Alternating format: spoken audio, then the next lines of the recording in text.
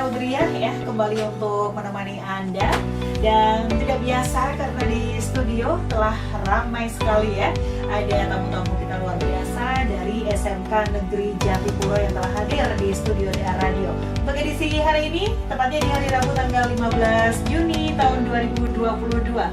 Ya, sepertinya langsung aja kita akan sapa beliau-beliau yang sudah ada di sini. Halo, apa kabar? Yang pertama, ini ada Bapak Sri Eka Lulana.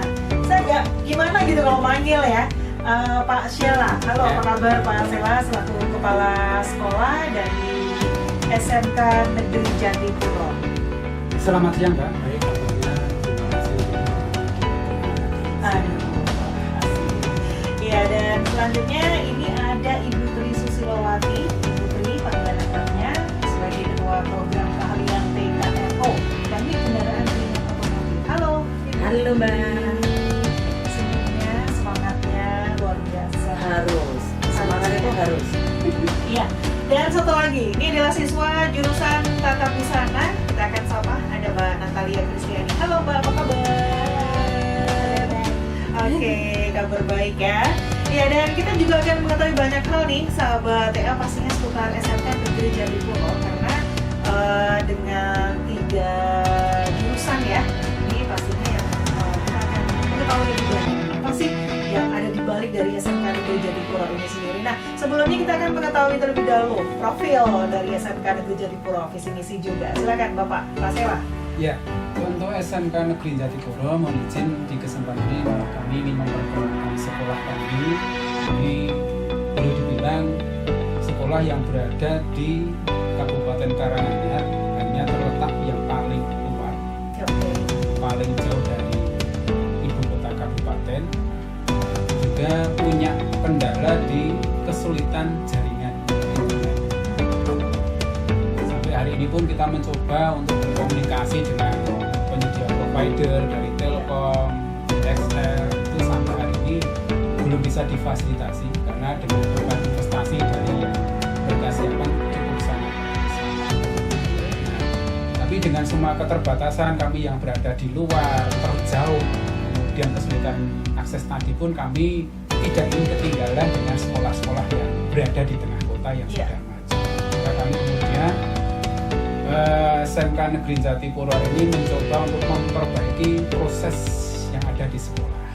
Sebelum kami masuk ke sana nanti, kami kenalkan dulu SMK Negeri Jatipuro itu terletak di Jalan Jatipuro Karanganyar, M 1,5 ya, 1,5, memiliki 3 jurusan. Yang pertama itu Teknik Kendaraan Ringan Otomotif atau TKRO, kemudian Tata Busana yang sekarang di kurikulum baru disebut dengan hanya jurusan busana saja.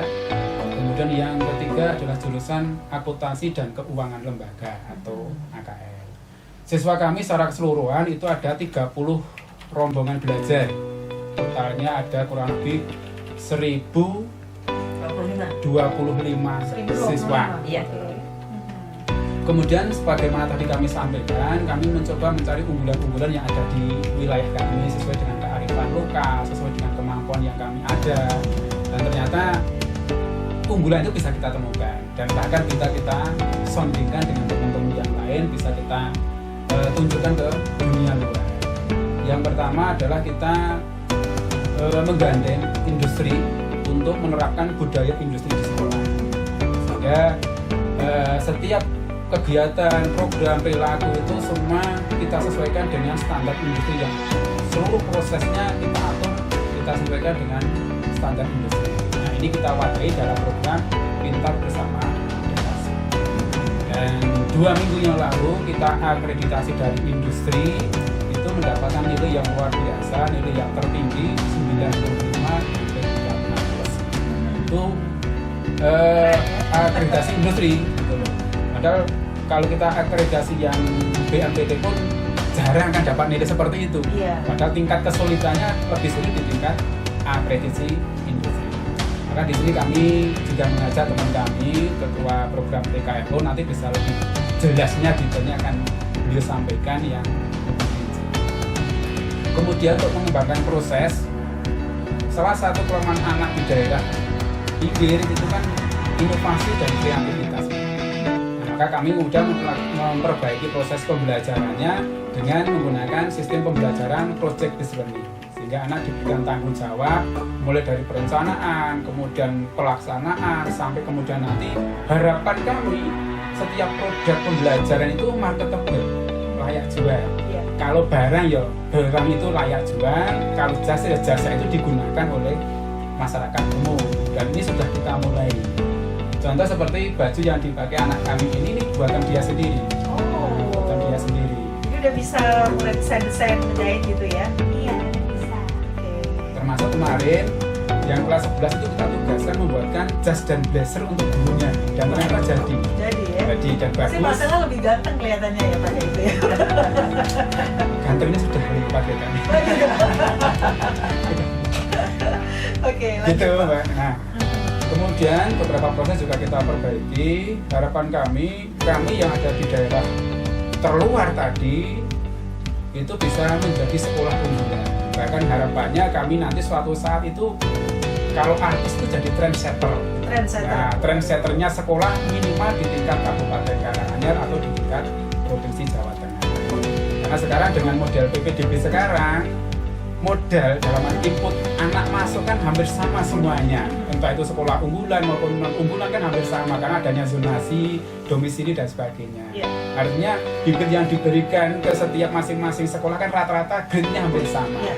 Nah, kemudian kecerdasan sekolah itu sendiri yang dia harus berkreativitas bagaimana bibit itu menjadi unggulan-unggulan yang bisa dibanggakan di sekolahnya. Gitu. Luar biasa ya. Walaupun memang letaknya ini paling ujung ya, Ya. tapi ternyata punya prestasi yang cukup baik gitu. Oke, kita akan coba lanjut ke masing-masing jurusan ya, Ibu. Mungkin sebagai ketua program keahlian TKRO ini mungkin bisa dijelaskan nih jurusannya sebenarnya apa sih gitu. Kalau biasanya kan ada teknik mesin kayak gitu ya, nah, tapi ini adalah teknik kendaraan ringan otomotif. Ini seperti apa? Silakan Ibu. Kalau di otomotif itu kan ada TPSM, Iya. teknik jenis sepeda motor, kemudian ada teknik alat berat, kemudian ada teknik kendaraan ringan otomotif. Nah, kalau di Jatipuro itu kita ngambilnya teknik kendaraan ringan otomotif. Apa yang termasuk di dalam TKR itu adalah mobil-mobil yang ringan. Kalau alat berat kan jelas eskavator dan lain sebagainya. Iya. Kalau TPSM sepeda motor. Dan kita itu di kendaraan ringannya, jadi sebenarnya mobil. Jadi di tempat kami tidak ada tidak ada pelajaran tentang sepeda motor atau alat berat, tapi mengarah kepada mobil. Ya, anak-anak itu sudah bisa juga untuk sepeda motornya, itu kan ada ekstrakurikulernya untuk sepeda motor. Jadi sudah melewati levelnya sepeda motor, naik ke levelnya mobil. Gitu. Kemudian kan kita di TKRO menggandeng industri, kan sekarang kan harus sesuai dengan industri. Nah, kita dimulai dari sinkronisasi kurikulum. Kurikulum kita yang kita terapkan itu sudah terintegrate dengan kurikulumnya PBD atau Daihatsu. Kita mengundang dari pihak industri atau dari Daihatsu, kita paparkan untuk kurikulum dari pemerintah itu seperti ini, adakah yang kurang sesuai dengan Daihatsu. Kemudian nanti dari pihak Daihatsu, oh ini harusnya dikasihkan di kelas 10, kelas 11, kelas 12. Jadi dalam kita mengajarkan itu sudah sesuai dengan permintaan dari industri. Kan tujuan kita itu SMK kan anak itu terampil. Nah, kan tetap endingnya tujuan akhir itu kan rekrutmen. Nah, bagaimana caranya kita menyediakan anak-anak itu supaya siap langsung layak pakai oleh industri. Nah, kebetulan kita kan kerjasamanya dengan Daihatsu ya. Jadi kan di Daihatsu itu tergabung dalam masalah Daihatsu motor itu kan setiap tahunnya pasti ada rekrutmen. Nah, kalau kita sudah jadi binaannya itu secara otomatis beliau-beliau yang dari ADM itu tidak usah mencari dari sekolah liane binaan gitu kan. Iya, jadi lebih mudah juga. Betul ya. Oh, saya ngambilnya dari sekolah binaan kita. Maka kita tugasnya kita guru-guru yang sudah tergabung dengan sekolah binaan itu untuk menyediakan anak itu ready pakai untuk industri. Jadi dari kurikulum, kemudian dari budaya industri semuanya sudah kita selaraskan dengan kebutuhan industri.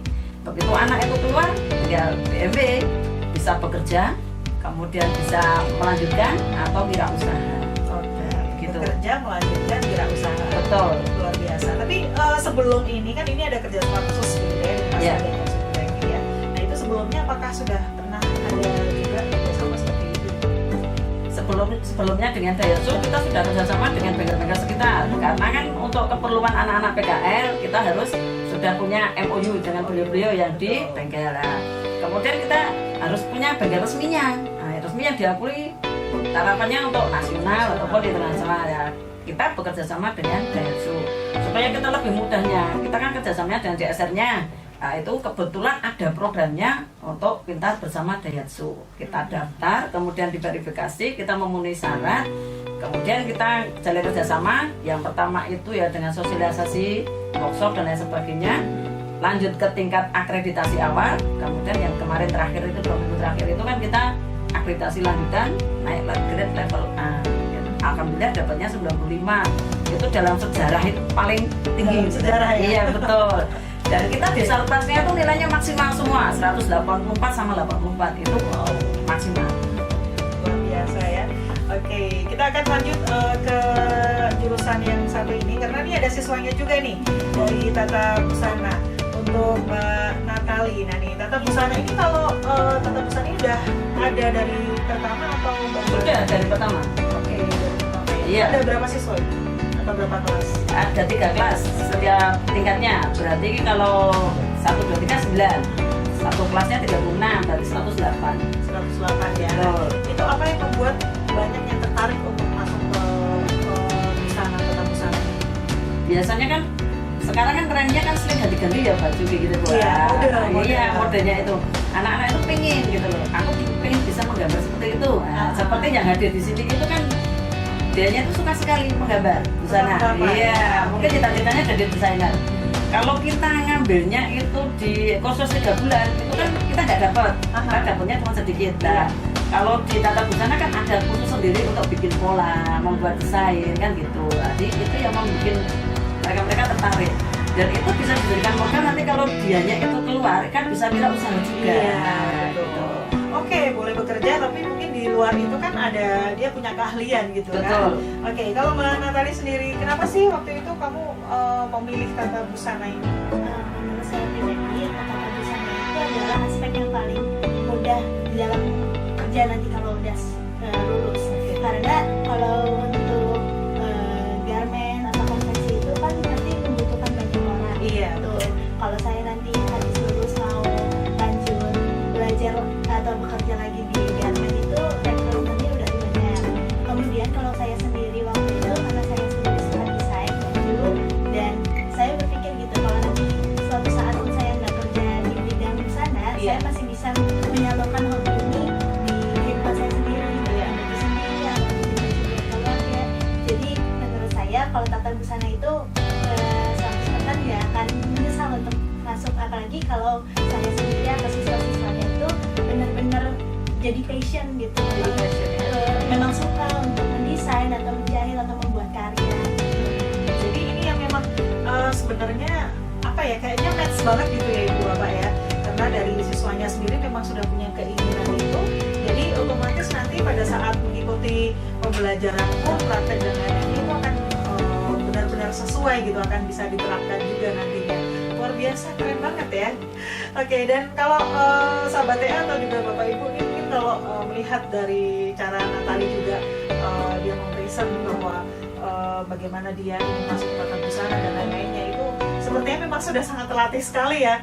Ini betul sekali karena di SMK itu memang attitude itu juga nomor 1 ya Bapak ya, karena kan berkaitan dengan dunia pekerjaan gitu. Nah selama ini apakah memang benar-benar cukup pembelajarannya cukup ini keras itu untuk attitude ini Bapak? Jadi di sekolah kami sebenarnya untuk setiap pilihan dari AKL kemudian Tata Busana kemudian PKL kan memang itu sudah dari awal dia mendaftar. Kemudian soal pengembangan attitude, karakter atau dalam bahasa keren industrinya soft skill. Soft skill ya. Soft skill itu kan memang itu menjadi tuntutan utama. Karena sesuai dengan visi sekolah kami juga itu budaya, karakter itu menjadi poin terpokok keberhasilan proses pembelajaran. Maka kemudian ketika kami menggandeng Daihatsu atau Astra Daihatsu Motor, itu harapan kami ya keterlaksanaan soft skill itu benar-benar bisa di seluruh aspek pembelajaran maupun pelayanan yang ada di sekolah. Nah, yang dikenalkan di sana itu diantaranya itu kan 5S. seri itu ringkes, seiso itu sik, saiton itu rapi, saikesu itu rawat, kemudian shikesu rajin. Nah, 5 ini tidak henti-hentinya kita sosialisasikan ke seluruh warga sekolah sehingga sikap dan perilaku warga sekolah benar-benar bisa mewujudkan standar 5S. Nah, dengan keterlaksanaan standar 5S ini, maka budaya yang terjadi di sekolah itu adalah satu, kerapian, keteraturan, kebersihan. Kemudian yang kedua, dibangunnya pola keteladanan dalam proses pendidikan. Jadi bagaimana kita mengedepankan teman-teman guru itu tidak hanya memberikan instruksi, tapi menyajikan jati dirinya, jadi contoh dan perilakunya. Kemudian yang berikutnya, membangun kepedulian bersama, merasa handarbeni di sekolah, sehingga apa yang ada di sekolah, entah itu budaya, entah itu sarpras, itu dirawat bersama-sama, menjadi sebuah unggulan yang ada di sekolah. Puncak dari yang kita harapkan keterlaksanaan semua program di sekolah dengan bekerja sama dengan PT Astra Daihatsu Motor itu adalah sikap Kaizen, yaitu continuous improvement, perubahan ke arah baik yang berkelanjutan, terus menerus dan berkesinambungan. Ini yang kita sadarkan dan kita harapkan tertanam betul pada seluruh warga sekolah, sehingga cita-cita kami suatu saat nanti Sekanja, SMK Negeri Jatipuro itu benar-benar bisa menjadi trendsetter di Kabupaten Karanganyar maupun Provinsi Jawa Tengah. Jadi pengertiannya kita tidak ada keras dan tegasnya dalam pembentukan karakter, tapi bagaimana itu ngalir dengan contoh perilaku oleh seluruh warga sekolah. Oke. Nah kalau tadi dari TKRO sudah ada kerjasama khusus ya. Nah, bagaimana dengan tata busana ini sendiri, Bu? Apakah ada kerjasama juga nih dengan industri? Sudah ada dengan Dandiris, PT Dandiris. Iya, itu malah kalau rekrutmen langsung ke sekolah. Oh jadi, gitu. Iya, siswa itu belum lulus saja mereka sudah dinanti. Iya, kemarin sudah ada yang di PT Panfasifik juga ya Pak ya. Itu datang ke sekolah. Anak-anak itu belum menerima ijazah, tapi sudah ditempatkan kerja. Ya, betul. Bangga nggak sih kayak gitu ya? Bangga banget ya. Cita-citanya pengen kerja di mana? Kalau saya sendiri sebenarnya ingin banget kerja di Jepang. Di Jepang. Ya, tapi kalau berharap saya pribadi bisa jadi kalau saya nanti kerja di Jepang, dan kerjanya juga yang sesuai dengan jurusan saya saat ini. Sesuai dengan jurusan ya. Oke. Tapi ya pasti harus belajar keras dulu juga ya ini ya. Oke, jadi semuanya nanti bisa akan tercapai. Kita kan break dulu Bapak Ibu dan Natali. Yang kemana-mana sahabat akan kembali